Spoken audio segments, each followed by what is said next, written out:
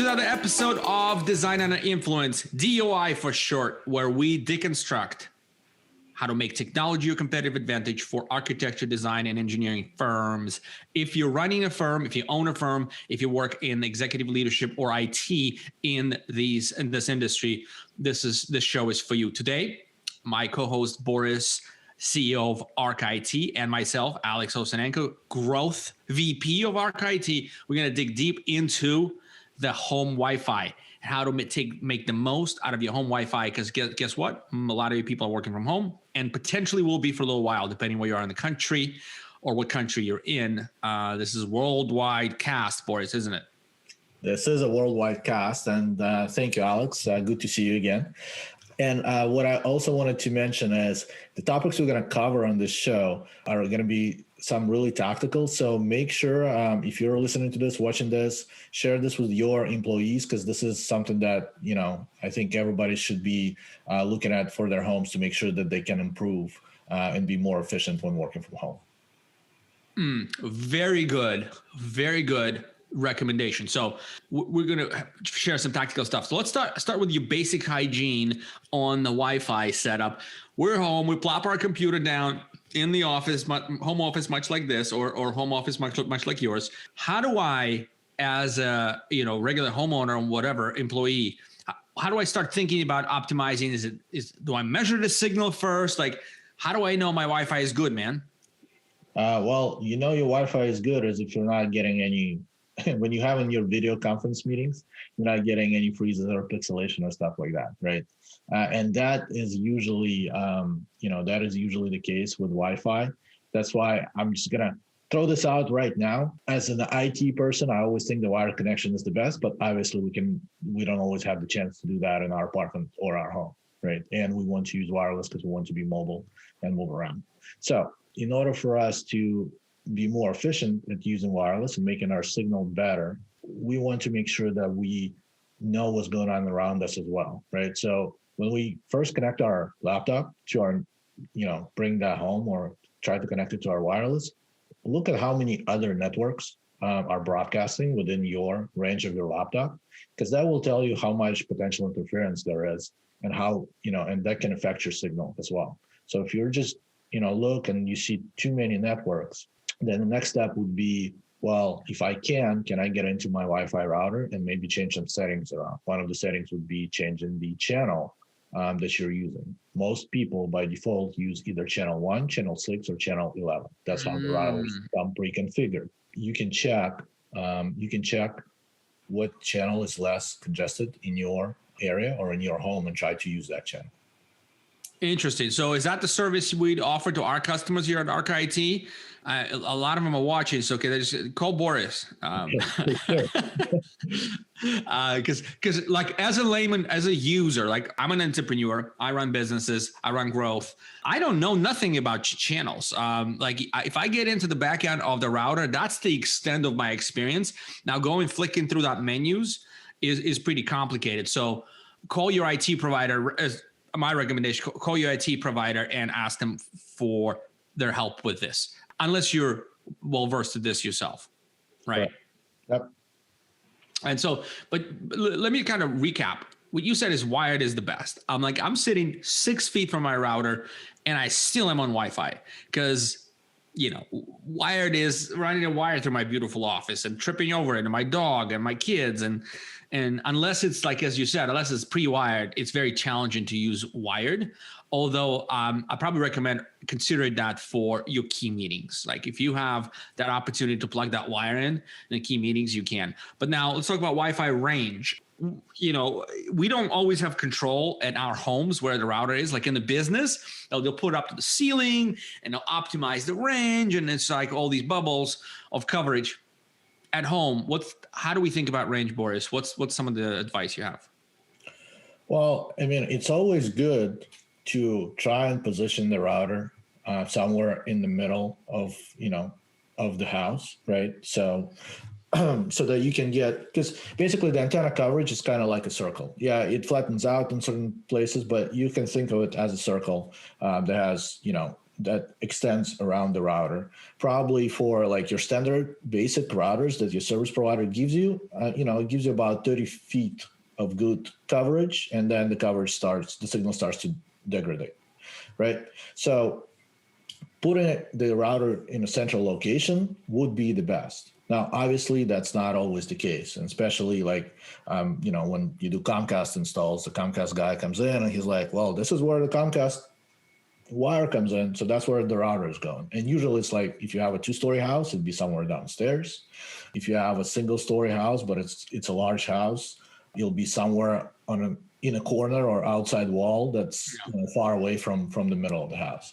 So what do we do in this case? So there's a few options that are available, and we're going to kind of go from the least expensive that works somewhat to bigger and better things. So the easiest thing you can possibly do is get what they call a power extension line. So you can basically extend a Cat5 cable from your router using the power lines to another room in the house, right? So you would take that power extender, plug it in where your router is, plug it into the router, and then there's another component to that power extender that you can put in another room in the house, and you can connect another wireless access point to that so you can broadcast more signal throughout your area. Now, the setup is not as it's a little more complex of a setup in terms of how many steps it requires and how many devices you have. And therefore, it may not be the best suited for you. So I can speak to this method because that's the method I used. And so what Boris is talking about, let me just interpret this in the way I understand it, is that the signal comes out of the router. It goes through electrical cables within your house, electricity cables. It comes out from the other plug where you plug in that second part of your device. It plugs into another extender or router, and that router provides additional bubble of coverage. That's the way it works, right, Boris? Yes, correct. So I was able to configure this myself with some help. Not too complicated, but I went through 3 or 4 iterations of different product and wasted a little bit of money, quite a bit of money actually, before I got to something that works. Also, the challenge I found with this, Boris, is this. You plug into electrical outlet. If you're not on the same circuit as the other side of the plug in your electrical outlet, then it's not coming. Like, I only have one plug in my office that connects to one plug out in the living room. All other electrical plugs don't work. And so there was a lot of back and forth testing. So it's a little painful of a method. It's the least expensive one. And also the extender. Now I call that now the one, the extender. And the extender bubble is not as fast, but adequate. Just. Correct. So, so for most applications, so it also depends on what kind of internet we have at home. Most people, although it's improving nowadays, but you have, 300 megabits of service is probably the average for many people. If you're on Comcast or AT&T, not all of us have fiber in our house like you do, Alex. So for that, for that type of service, the throughput that this method provides is very similar, right? Because you're not going to get faster throughput that you get on the internet anyway. So it doesn't necessarily, unless you're running a network inside the house, it doesn't necessarily make a difference. Gotcha. So let's talk about next level up. Let's say I've exhausted this particular scenario. My circuits are all messed up. The signal is noisy. This is not working. What's next? What do I do next?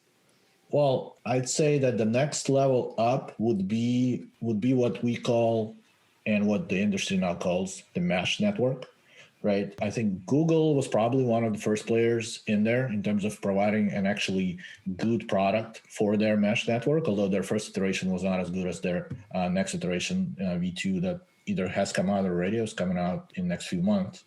There's a couple of other players like the Amazon product, and also Netgear has a great product as well. Now, I would call that kind of top of the line, what you can do for your house.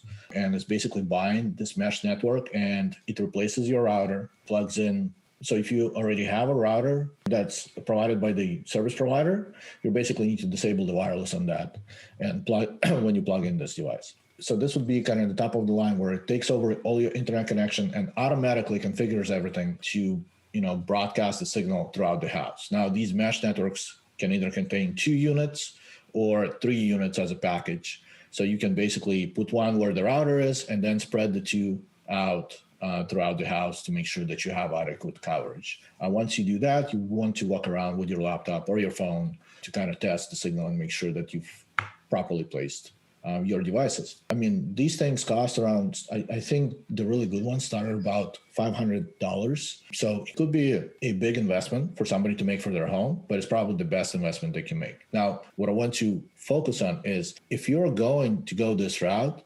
consider one of these, top of the line options, and don't go with the cheapy models that you can find on Amazon for a lot less, and some generic brands. What happens with those, even though they advertise as mesh networks, they usually don't have the proper hardware to give you the coverage that you need. They usually skimp out on the radios inside of the devices and basically make your signal a lot weaker than it needs to be. So you're spending the money, less money, but you have a lot more frustration. It's just not going to work. You end up replacing it, which has been a story for me in extenders. Like, just end up replacing it in 6 months or less because it's deteriorates so quickly. Now, step one, through electricity, extended through electricity. Step two, get Eero, Google product or network product, Netgear product called Mesh Network, right? Mesh Network.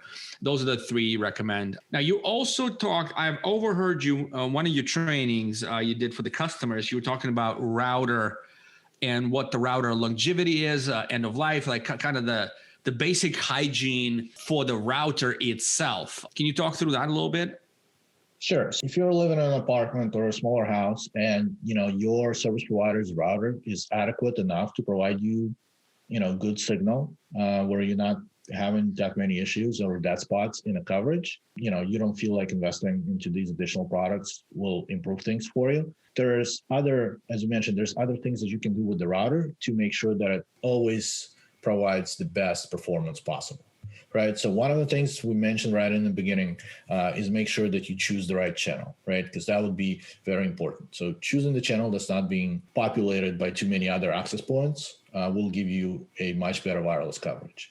Now, in addition to that, a lot of times what happens is like Comcast or AT&T will have their public Wi-Fi as part of your router. So they will send, like, Comcast public Wi-Fi signal is basically using your resources and your access point.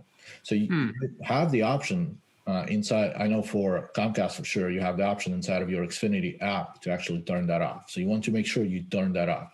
Do not broadcast public Wi-Fi signal, because anybody who has a Comcast account can use it, connect to your Wi-Fi, and basically stream videos, which will kill your signal and your bandwidth. Wow, I did not even think about it. This is such a crucial point, man. Thank you for making that point.